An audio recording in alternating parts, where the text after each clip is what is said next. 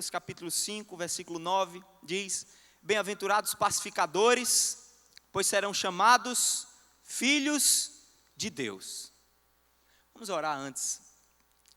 Deus, mais uma vez estamos aqui, Senhor, diante de Ti, diante da Tua palavra, diante da Tua verdade. Te pedimos que o Senhor nos abençoe agora em nome de Jesus. Que o homem diminua e que Tua palavra venha a ser pregada com poder e autoridade para trazer transformação ao nosso coração. Em nome de Jesus é assim que nós te oramos. Amém. Bem-aventurados pacificadores, pois serão chamados filhos de Deus. Olha que coisa maravilhosa. O tema da mensagem de hoje é quando o amor vence os conflitos.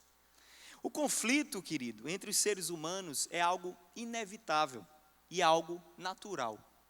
Porque cada ser humano tem a sua singularidade, tem a sua particularidade, tem a sua história de vida, tem o seu temperamento, tem a sua carga genética, tem a sua formação cultural, tem a sua formação escolar, tem a sua formação universitária, tem a sua criação pelos seus pais, enfim. Você é o que é hoje, eu sou o que eu sou, uma identidade, uma pessoa, não caí do céu, não houve um relâmpago, e eu apareci. Há uma história que me acompanha, e cada ser humano, de forma individual, tem a sua história, tem os seus desejos, tem as suas pretensões, e aí quando o ser humano ele se reúne, nada mais natural e inevitável de que ocorra alguns conflitos.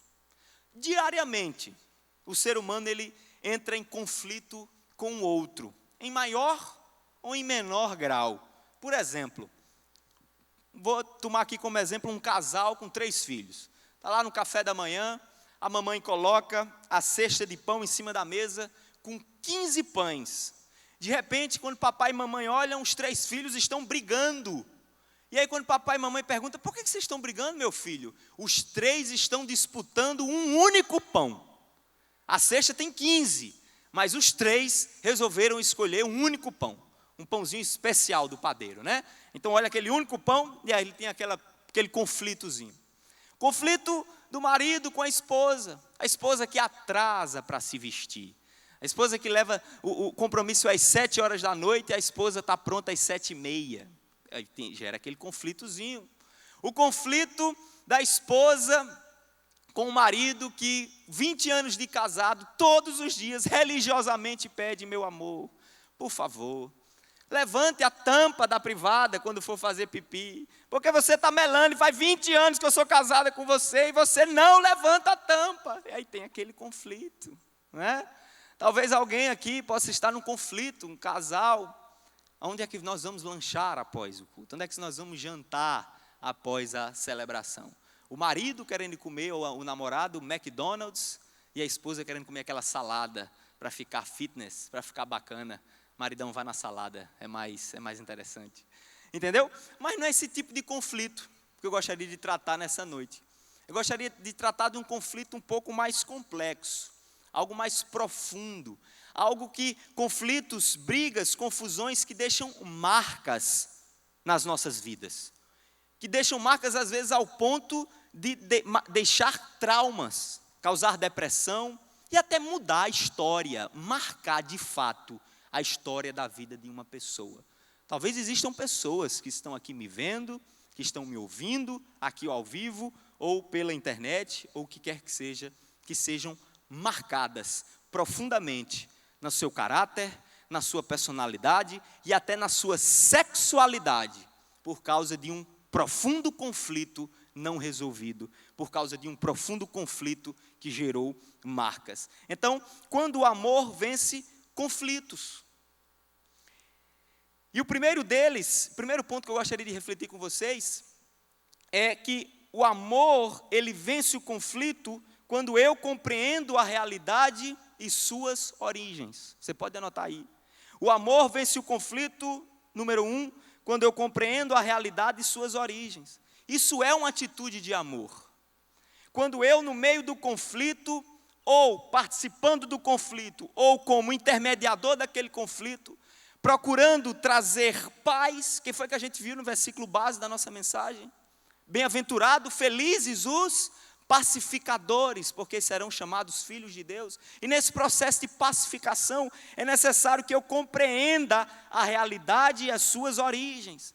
É o que o pastor Sérgio chama no livro Gloriosas Ruínas, ali o primeiro princípio, o princípio da realidade. Quando ele diz assim, abre aspas, como começar um tratamento correto sem um diagnóstico preciso? Você precisa saber no meio do conflito, no meio da bagunça, no meio da briga, no meio da confusão, você precisa investigar de forma precisa o que é que está acontecendo. Sabe por quê? Isso é uma atitude de amor, porque eu preciso investigar e porque eu preciso conhecer essa realidade, porque eu fujo do julgamento precipitado. Porque todos nós temos tendência, é ou não é verdade? Se alguém me desagrada, eu lanço logo um pré-julgamento. Aí ele é egoísta, aí ele é invejoso, aí ele não presta, aí ele é mau caráter, minha mulher não vale nada, meu marido é um jumento, é um cavalo, eu lanço logo um pré-julgamento. E o primeiro princípio que a gente vê aqui é a compreensão, a necessidade de investigar o motivo da queixa do outro. Talvez a origem do conflito que você esteja vivendo, talvez a origem desse conflito seja fruto de uma semente que você mesmo lançou. Eu costumo dizer, nós somos máquinas, nós seres humanos, bate em você assim, ó, bate em você.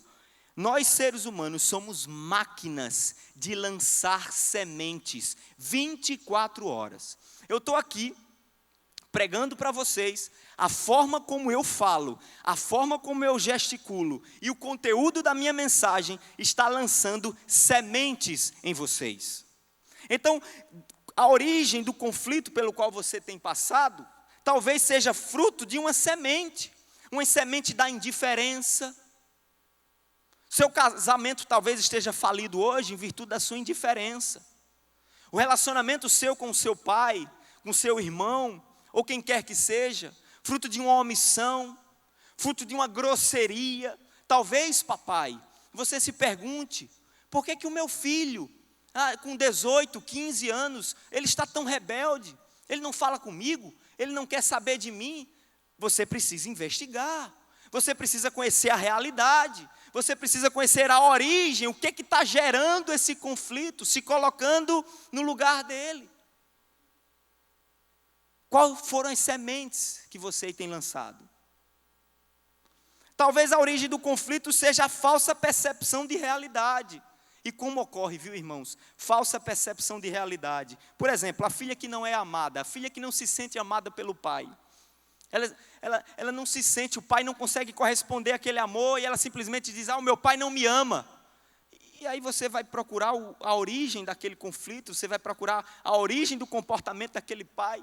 Você vai ver que aquele pai teve uma educação dura, você vai ver que aquele pai provavelmente não recebeu também amor do seu pai, entendeu? E aí não é porque o seu pai não lhe ama, entende? Você quando compreende o histórico do seu pai, a vida do seu pai, você começa a perceber que não é que ele não lhe ama, é que a história de vida dele conduziu ele a não demonstrar o amor, entende? Há um conflito, há uma falsa percepção de realidade. Por exemplo, a pessoa tímida, eu já passei um pouco por isso. Vocês vão, como assim? Não entendi. Quando eu entrei na igreja, passei um tempo, eu sempre fui um pouco tímido. Às vezes eu ficava tímido, encontrar as pessoas e falar, oi, tudo bem? Como é que você está? E aí alguns irmãos acharam que eu era arrogante, porque eu não falava. Eu encontrava num canto, encontrava no outro. Por exemplo, irmãos, por favor, eu estou agora sem óculos, certo? Se eu encontrar com você sem óculos, e eu não falar, por favor, é porque eu não estou, eu de fato, eu nem lhe reconheço, não lhe reconheço de hipótese alguma, porque eu não consigo reconhecer o seu rosto, entende? Então, eu passava pelos irmãos, e aí não falava, até com um pouco de timidez, e aí certa vez um irmão chegou para mim e disse, cara, eu queria lhe pedir perdão. Eu disse, por quê? Disse, não, porque eu lhe achava arrogante. Eu disse, mas por quê? Ele disse, não, porque você passava por mim e não falava.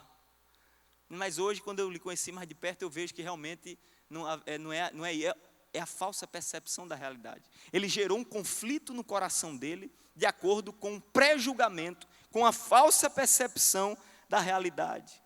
Talvez, irmãos, aquela pessoa que você está julgando, pela forma arisca, pela forma ácida de lhe tratar, talvez essa pessoa esteja passando por uma depressão, Talvez essa pessoa esteja passando por um momento profundo de tristeza, e aí você está pré-julgando. Você está com uma falsa percepção da realidade. E aí você precisa compreender melhor e observar a origem. E aí, como compreender a realidade, Davi? Como é que eu posso compreender essa realidade e a origem que você está falando tanto aí? Eu tenho que contratar um psicólogo, um detetive das emoções? Não. Uma coisa muito interessante para você compreender a realidade e a origem do conflito é através do diálogo. Através do diálogo respeitoso e paciente. Diálogo respeitoso e paciente. Dialogue, converse. Você vai descobrindo fatos novos, você vai destruindo falsas percepções de realidade, você vai desconstruindo o seu preconceito e construindo conceitos baseados em fatos concretos. Compreende o que eu estou dizendo? Como compreender a realidade? Tente enxergar a vida com os olhos do Espírito. Jesus nos ensinou, se os teus olhos forem bons, o teu corpo será luz. Se os teus olhos forem maus, o teu corpo será trevas. A forma como você vê a vida, entende? Demonstra inclusive como está o seu coração, a sua mente, o seu corpo. 2. Quando é que o amor vence o conflito? Quando eu me coloco no lugar do outro. Quando eu tento compreender a mágoa do outro. Quando eu sento na cadeira existencial do outro. Você está ali julgando, você está metralhando o seu desafeto, você está metralhando aquela pessoa que você tem conflito com ela na sua casa, o seu irmão, o seu pai, o seu tio, a sua mãe, um colega de trabalho, um melhor amigo que hoje não é mais o seu melhor amigo. Tente resolver esse conflito se colocando no lugar dele, tentando enxergar a realidade sobre a ótica e sobre o óculos dele. Para você poder compreender um pouco mais o que ele sente. Poder compreender um pouco mais quais são as suas dores e os seus sentimentos. Deixa eu dizer uma coisa para você. O que é frescura para você pode magoar o seu irmão. Já ouviu? Eu fico muito assim, triste, quando eu vejo alguém dizendo, isso é frescura, isso é frescura. Por favor, não diga isso. Porque o que pode ser frescura para você pode magoar profundamente a vida do outro. Quem disse que você é o dono do padrão? Quem disse que você é o dono da verdade absoluta? A sua construção de vida, você é o que você é hoje, em virtude de uma construção, como eu falei no início. O seu irmão teve outra construção. Então, talvez o que seja frescura para você, na história de vida desse irmão, na construção da identidade desse irmão, o faz muito mal, machuca muito, magoa muito. Então, se você fala algo que ele não gosta, se você fala algo que machuca ele, para você pode ser frescura, para você pode ser besteira, mas se coloca no lugar dele, tenta sentir a dor dele. O que é compaixão? É sentir a dor do outro. Jesus, quando ele olhava para as multidões, a Bíblia diz que ele tinha compaixão. Ele, enquanto Deus, ele sentia a dor. Ele olhava as ovelhas de Israel sem pastor. Ele olhava as ovelhas de Israel completamente desgarradas. E ele se colocava no lugar das ovelhas e sentia a angústia daquelas ovelhas. Por isso que ele ia curar, ele ia pregar, ele ia alimentar. Ele foi à cruz por mim, por você e por aquela multidão. Porque Jesus tinha compaixão. É se colocar no lugar do outro. Quando é que o amor vence os conflitos? Quando, número 3, quando eu sou tolerante com o diferente. Você está vendo esse polegar aqui? Esse polegar aqui contém a sua digital, certo? Sua digitalzinha. Você bota lá naquele negocinho preto, né? Hoje, porque banco, para você sacar dinheiro e tal, você vai lá, coloca a sua digitalzinha, né? Nenhuma digital na face da terra é igual à minha. Olha que interessante. Nenhuma. Nenhuma digital na face da terra é igual à sua. Isso aqui caracteriza a minha identidade, isso aqui caracteriza o meu ser. Eu sou eu tenho a minha personalidade, o meu caráter, eu tenho a minha história, eu tenho a minha vida, eu tenho os meus traumas, eu tenho as minhas questões, as minhas alegrias, os meus prazeres. Você tem os seus, o seu irmão tem os dele, cada um como um polegar. Você precisa entender isso. Nenhum ser humano é igual ao outro. Cada um tem a sua individualidade, cada um tem o seu polegar, a sua identidade própria. E nós precisamos entender, queridos, que essa diferença que há entre nós seres humanos precisa ser respeitada, precisa ser tolerada, precisa ser amada. Eu acho tão ridículo, é ridículo, quando eu vejo gente frescando do outro. Ai, como isso é ridículo, querido. Isso é ridículo, não faça isso não. Sabe, frescando do outro, de trejeitos do outro, ou de como o outro fala, de como o outro ri, ou o que quer que seja. Nós precisamos ser tolerantes. Isso é motivo de muita briga dentro de família. Ah, como é. Sabe aquela história, uma gota d'água que se tornou uma tempestade? O bullying. O que é o bullying dentro das escolas? O que é o bullying? Uma bobagem, no sentido de que a criança observa uma bobagem na outra. Quando eu digo bobagem, compreende, sobre a minha ótica, sobre a nossa ótica enquanto adulto. Mas aquilo machuca uma criança. A estrutura de uma criança não suporta, um adulto pode suportar um bullying, mas talvez uma criança não como um adulto. Entende? O adulto ele tem condições de se esquivar. O adulto ele tem condições de começar o bullying ali, uma criança não. Ela está confinada dentro de uma sala de aula, ela está confinada dentro de um colégio. Precisamos ser tolerantes com os diferentes, respeitando as diferenças. É impressionante como somos intolerantes nos nossos pensamentos. Queridos, o mundo hoje enfrenta uma guerra. O mundo hoje está em guerra. O mundo hoje está em guerra. Essa história do Estado Islâmico declarando guerra, hoje declarou guerra contra a Rússia. Hoje um membro do Estado Islâmico executou um russo em cadeia nacional, declarando guerra, dizendo que vai acabar com a Rússia. Enfim, está com guerra contra a Rússia, Inglaterra, Bélgica, França, por causa de intolerância. E dentro dos nossos lares, não somos intolerantes? Eu passo a desrespeitar o meu irmão que eu digo de sangue dentro da minha casa, porque ele pensa diferente de mim. Eu começo a desrespeitar o meu irmão dentro da igreja, porque ele não professa a mesma fé que eu. Aí ele é calvinista, aí ele é arminiano, aí ele pensa isso, ele pensa aquilo. Nós precisamos ser tolerantes. Tolerar não significa aceitar, tolerar não significa concordar. Tolerar significa ser paciente, suportar e sustentar.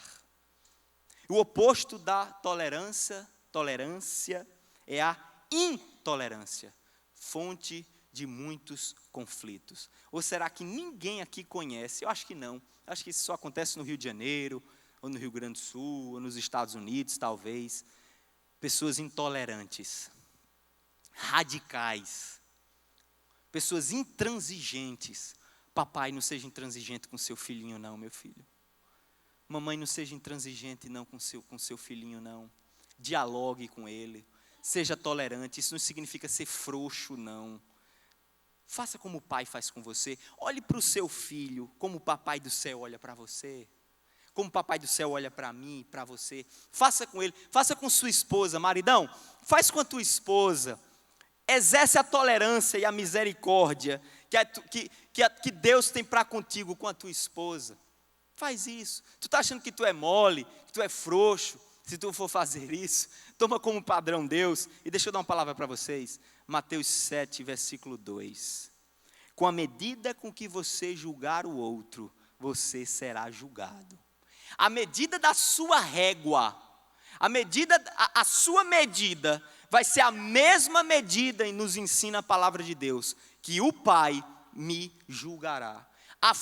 Ou seja, quanto mais misericórdia eu oferecer, quanto mais compaixão eu oferecer, quanto mais amor eu oferecer, quanto mais tolerante eu for com o outro e respeitador, mais misericórdia eu alcançarei, mais graça eu alcançarei, mais amor eu alcançarei, mais tolerância eu alcançarei da parte de Deus. Agora, quanto mais rígido, quanto mais intolerante, quanto mais fariseu, quanto mais religioso eu for com o outro, Deus, nesta mesma medida, a Bíblia nos ensina em Mateus 7:2, irá fazer conosco. Amém? Amém, irmãos? Amém. Mateus 7:2 é um pouco indigesto. Quando é que o amor vence? Quando é que o amor vence a confusão, a discórdia, as brigas? 4. Quando eu compreendo que fui chamado por Deus para ser um agente de pacificação. Quando é que o amor vence o conflito? Quando eu compreendo que fui chamado por Deus para ser um agente de pacificação. Querido, é feio. Ai, porque o meu temperamento é explosivo. Ah, porque eu sou brabo. Ah, porque eu sou isso, eu sou aquilo, eu nasci assim. Deixa eu dizer uma coisa para você. Feliz o pacificador. O pacificador, ele é manso. O pacificador, ele é humilde. O pacificador, ele é tolerante. O pacificador, ele dialoga. O pacificador, ele se coloca no lugar do outro. O pacificador, ele investe tempo na investigação dos fatos e na sua origem. Porque assim, vocês serão chamados de filhos de Deus. É tão feio a gente ver crente que na igreja é uma maravilha.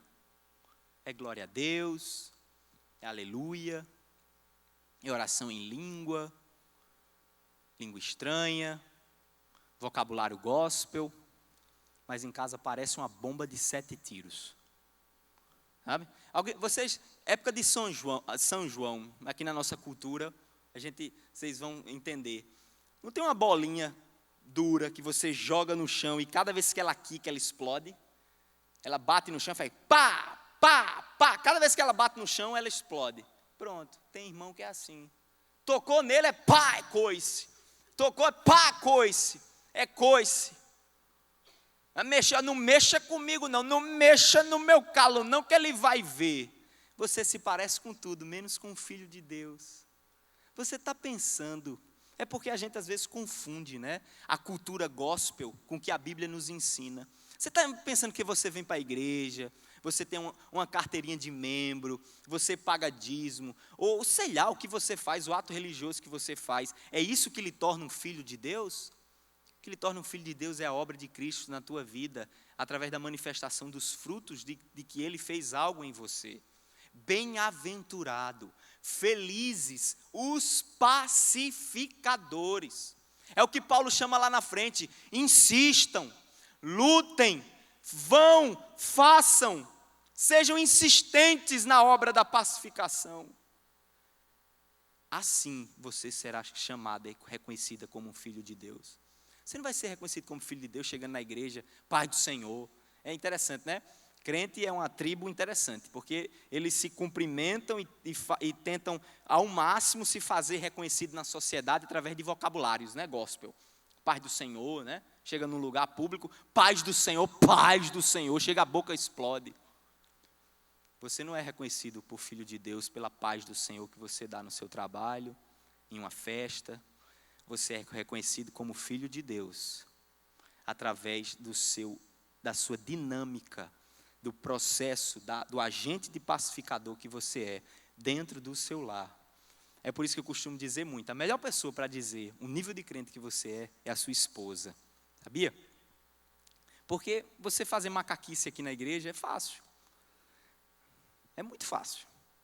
Você vem para cá, dá uns gritos, dá um glória a Deus, dá uns aleluia, decora umas meia dúzia de palavras das escrituras. A gente viu numa mensagem dessa aí que o pastor Sérgio pregou, né? Está lá em Tiago. Vocês creem em Deus? Oh, o diabo também crê e treme.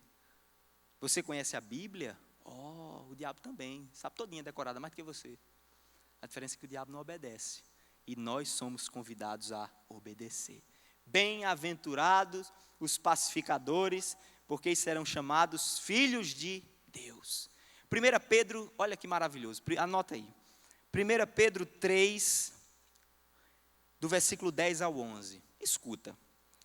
Pois quem quer amar a vida e ver dias felizes, olha, quem quer amar a vida e ver dias felizes, refreie a língua do mal e evite que os seus lábios falem dolosamente. Aparte-se do mal, pratique o que é bom, busque a paz e empenhe-se por alcançá-la. Queridos, não é só Pedro que diz isso, é Pedro, é Paulo, Jesus, empenhe em alcançar a paz. Empenhe-se na resolução de conflitos. Se você hoje está aqui, meu querido, minha querida, com um conflito, com uma ferida aberta na sua casa, na sua vida, Deus está lhe desafiando hoje. Deus te trouxe aqui hoje para dizer: eu te chamei, te escolhi, te elegi para você ser um agente de pacificação na sua casa, no seu trabalho, na sua igreja. Sabe para quê? Não é para sua glória, não é para sua honra, é para a glória e louvor do nosso Deus, porque assim você será reconhecido como um filho de Deus. Assim você será reconhecido como aquele sobre quem Deus derramou a sua graça e transformou o seu coração. Porque a nossa tendência, queridos, não é sermos pacificadores. A nossa tendência é sermos Hitlers em miniatura, é sermos Stalins em miniatura, buscando os nossos desejos, os nossos interesses, e aqueles que entrarem no nosso caminho serão destruídos. Mas não é isso que Jesus nos ensina, não é isso que Jesus nos convoca. Ele nos convoca para sermos agentes de pacificação. Amém? Você é chamado, diga para o irmão que está do seu lado: você é um agente de pacificação. Você é um agente de pacificação. E número 5, quando é que o amor vence o conflito? 5, e eu encerro. Quando eu compreendo que tenho o dever de perdoar a mim mesmo e os outros. Quando é que o amor vence o conflito? Quando eu compreendo que eu tenho o dever de perdoar a mim mesmo e o outro. Quando Deus me perdoa, irmão, quando Deus me perdoa, amada irmã, você tem o dever de se perdoar. Você tem o dever de lançar fora a carga de culpa e opressão que Satanás ainda tem lançado sobre você. Porque a Bíblia diz que toda ela lançada foi no mar do esquecimento do Senhor. E nova criatura você é, porque todas as coisas em você, na sua natureza, foram refeitas para refletir a glória de Deus. Quando você é perdoado por Deus, quando você recebe o perdão de Deus, você tem um dever de perdoar a si mesmo e o outro. Mateus 18, 21, tem uma parábola, a parábola do servo insensato. Essa parábola diz o seguinte: um senhor tinha um crédito com o seu vassalo, um valor, eu vou chutar um valor aqui, $1 bilhão. O vassalo devia $1 bilhão ao senhor. E manda chamar o vassalo. Ei, você está com a dívida comigo, $1 bilhão. Está na hora de pagar. O vassalo, a Bíblia diz, se ajoelha diante do Senhor, do seu senhor, do homem rico, do rei. Diz: Senhor, eu não tenho condições de pagar a dívida. Nem que eu entregue a minha vida, nem que eu entregue a vida dos meus filhos, nem que eu viva escravo para ti, eu não tenho condições de pagar jamais essa dívida. A Bíblia diz que o Senhor teve misericórdia e compaixão desse vassalo. Cancelou a sua dívida, escute, cancelou a sua dívida e libertou o vassalo da condenação. Ao sair da presença do seu senhor, o vassalo, o servo, encontrou um amigo que lhe devia R$10. Ele devia quanto, irmãos? $1 bilhão. Teve a sua dívida cancelada e teve a sua pena o quê? Cumprida, cancelada também.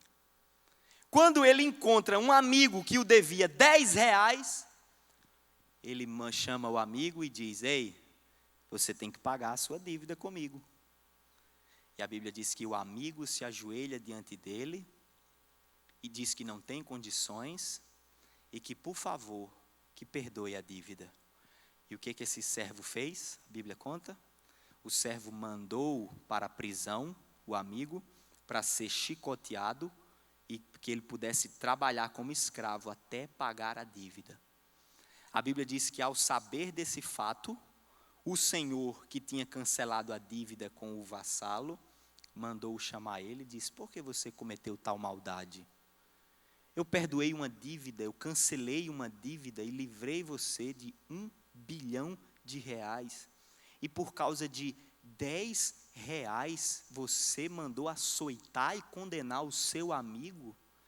Para que você veja que eu tenho poder sobre a terra e sobre a sua vida, vá cumprir a pena. E a parábola termina aí.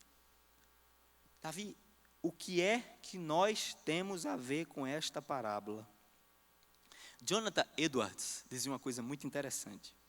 Ele dizia que todo pecado é mais ou menos detestável, dependendo da honra e da majestade daquele que ofendemos. Dependendo da honra e da majestade daquele que ofendemos, o pecado é mais ou menos detestável. Uma coisa é eu cometer uma infração, por exemplo, contra um cidadão comum. Uma coisa, por exemplo, é eu cometer uma infração. Imagine hoje a comoção que teria se eu gravasse um vídeo falando palavras injuriosas contra o Papa Francisco. É capaz de eu ser preso. Acredito que jogar pedra na minha casa, porque ele é uma pessoa, hoje, para o mundo, de honra. Um homem respeitado. Se eu for ofender a memória de Madre Teresa de Calcutá, uma mulher de honra, uma mulher de Deus, uma mulher que serviu aos pobres, aos leprosos. Agora, se eu fizer um vídeo esculhambando ou falando de um homem comum do nosso meio, o nível de detestamento, se é que existe essa palavra, é bem menor do que a minha ofensa com o Papa. A ofensa é a mesma, vocês estão entendendo? Mas a forma detestável é muito maior em relação a quem tem mais honra e mais prestígio. Agora imagine fazer isso contra aquele que é 3 vezes santo, Senhor absoluto sobre tudo, sobre todos, Criador perfeito, soberano e Rei sobre o universo e sobre o cosmos. Imagine o que é uma ofensa nossa, um pecado nosso contra a santidade de Deus. A nossa dívida com Deus, irmãos, supera os bilhões e bilhões e bilhões. Nunca, jamais, em hipótese alguma, a palavra é impossível nós cumprirmos a nossa pena, cumprirmos a nossa dívida para com Deus. Ele nos envia então Jesus para cumprir, ele cancela a pena que estava prevista sobre nós, nos liberta do cativeiro do inferno e nos lança para o mundo e diz: ei, perdoe meu filho, perdoe. E o que é que nós fazemos? Machucou o meu pé, perdoa não. Liberar perdão contra quem? Liberar perdão contra fulana de tal? Jamais, jamais. Em nome de Jesus, que esta parábola do Senhor tome conta, encharque o seu coração, e nessa noite você seja profundamente impactado e constrangido com esse amor. O Pai hoje está falando: meu filho, minha filha, por favor, reflita sobre a dimensão e a profundidade do meu amor por você. E eu te peço encarecidamente, glorifique o meu nome, lançando perdão sobre aquele que te ofendeu. Porque o perdão não tem nada a ver com quem tem razão. Perdão tem a ver com quem é filho de Deus. Perdão não tem nada a ver com quem tem razão ou não. Jesus lá na cruz,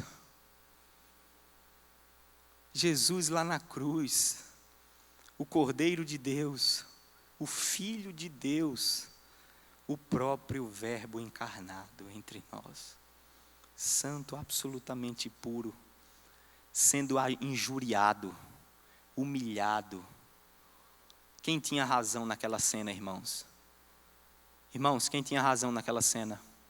Jesus ou os soldados romanos que estavam injuriando ele? Quem tinha razão, irmãos? Respondam-me. Jesus tinha razão. A razão estava com Jesus. Mas quem foi que liberou a palavra de perdão? Jesus. Pai, perdoa-lhes. Eles não sabem o que fazem. E por que você só quer liberar o perdão se você tiver razão? Perdão não tem nada a ver com razão. Perdão tem a ver com identificação como filho de Deus. Que o Senhor nos abençoe.